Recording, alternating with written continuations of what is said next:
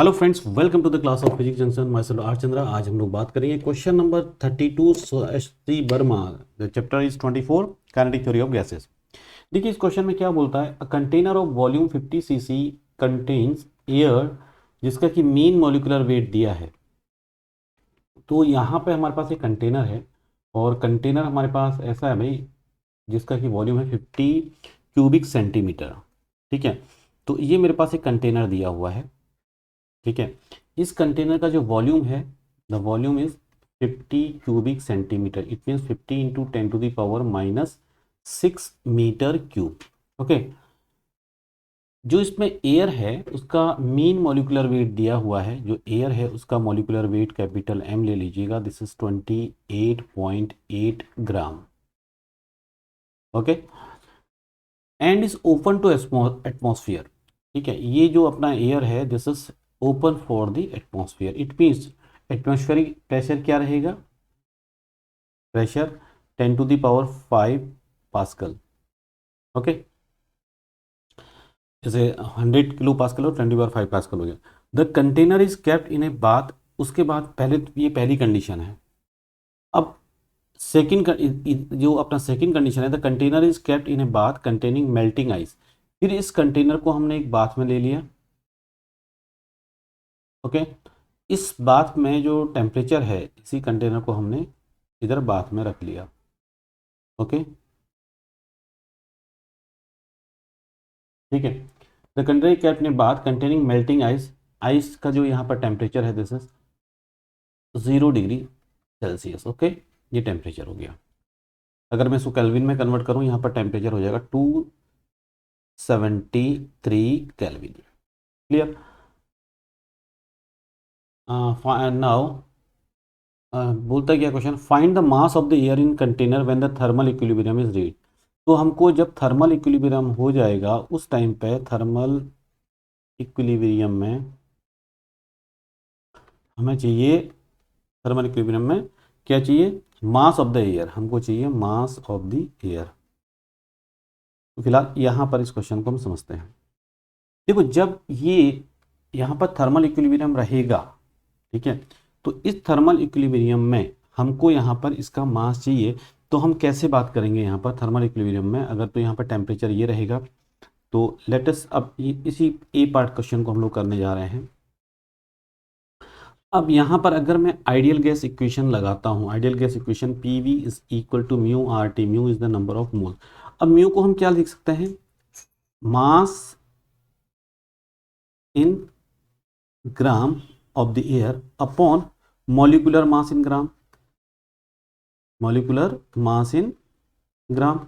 तो यहाँ पर mass in gram, let us suppose the mass of the air is small m and molecular mass कितना है? 28.8 ग्राम। तो दोनों ग्राम और ग्राम के मोल्स निकल गए। तो अब यहाँ म्यू की वैल्यू हमारे पास निकल गई। प्रेशर हमको मालूम है 10⁵ और थर्मल इक्विलिब्रियम जब रहेगा, जब थर्मल इक्विलिब्रियम रहेगा तो टेम्परेचर इसका कितना रहेगा? 273। ठीक है, तो नाउ प्रेशर अब मैं यहाँ से मेरे को निकालना है। पहले इसी फॉर्मूले को हम निकालते हैं। P V is equal to small M upon molecular mass, इसको कैपिटल एम बोल दीजिए, R T. R gas constant हो गया, तो एम को ऊपर ले जाओ, आर टी को नीचे ले आओ, तो यहाँ से मेरे को मास ऑफ द एयर मिल जाएगा। मास कितना निकल जाएगा? P V M upon R T निकल गया। तो नाउ प्रेशर की वैल्यू कितनी है? 10⁵ वॉल्यूम कितना है? 50 इंटू 10⁻⁻6। 50 इंटू 10⁻⁻6। और what is M? M this is the molar mass. Molar mass कितना है? 28.8 अपॉन गैस कांस्टेंट आर की वैल्यू कितनी होती है? 8.3। टेम्परेचर कितना लिया हमने केल्विन में? 273। ओके, तो यहां से मेरे को मिल गया मास। इस एयर का हमको यहाँ पर मास मिल गया। अगर मैं इसको कैलकुलेट करूंगा तो ये कैलकुलेट करने के बाद इसकी वैल्यू आएगी 0.058 ग्राम। ठीक है, क्योंकि ये मैंने ग्राम को कन्वर्ट नहीं किया, सो ग्राम में रहने दिया। ठीक है, तो ये मेरे पास मास आ गया। पहला केस आप कैलकुलेट कर लीजिए इसको। तो पहले केस में मेरे पास मास आ गया। ठीक है, अब सेकंड बोलता है the container is now place in another bath. अब इस कंटेनर को अब हमने दूसरे बात में ले गए जहाँ पर कंटेनिंग बॉइलिंग वाटर है, तो 100 डिग्री सेल्सियस। तो अब यहाँ पर सेकंड कंडीशन, तो उस केस में find the mass of the air in the container. Okay, अब इस कंटेनर को यहाँ पर, अब इसके बाद अगली कंडीशन इसकी क्या आ रही है कि इस कंटेनर को अब हमने रख दिया है, इसको थोड़ा सा हम जगह बना लेते हैं लिखने के लिए, इसको थोड़ा सा ऐसे कर लेते हैं, right.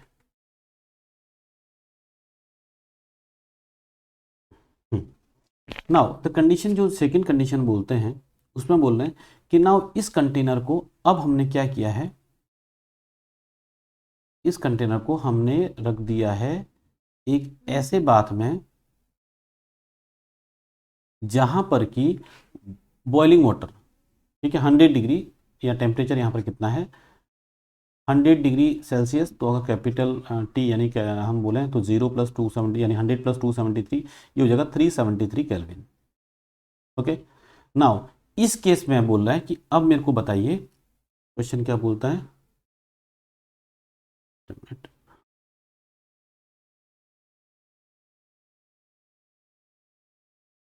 Find the mass of the air in the container.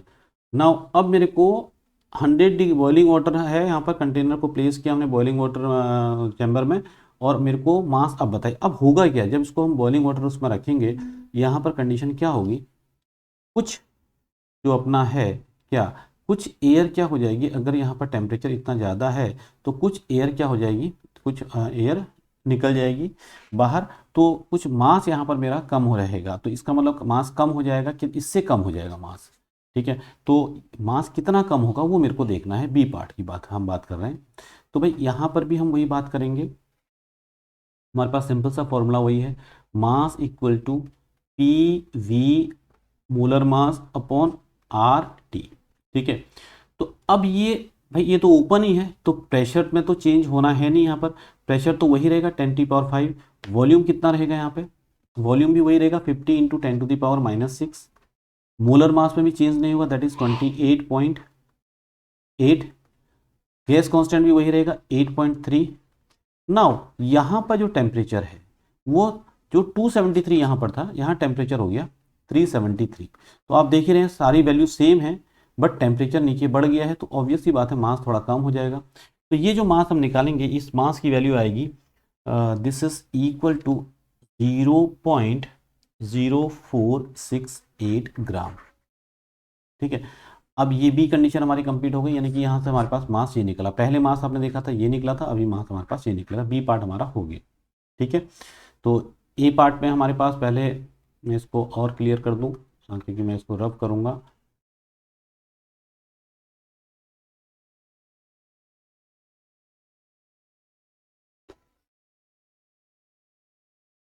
तो मेरे पास ए पार्ट में मास कितना आया था जब ए क्वेश्चन था, तो उसमें मेरे पास मास आया था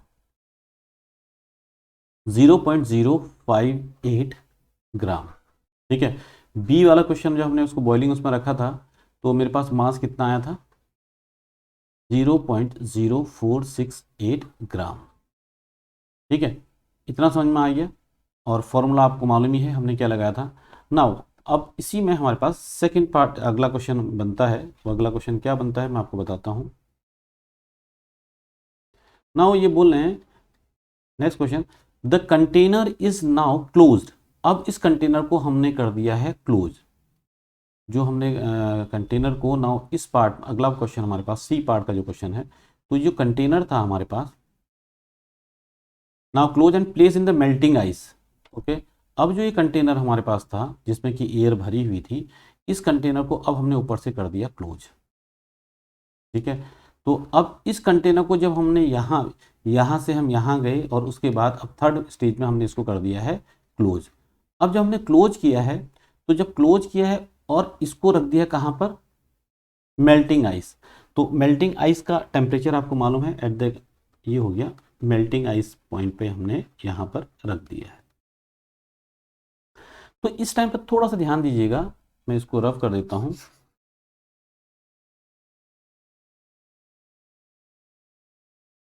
इसको हम हटा देते हैं तो आपको क्लियर हो जाएगा।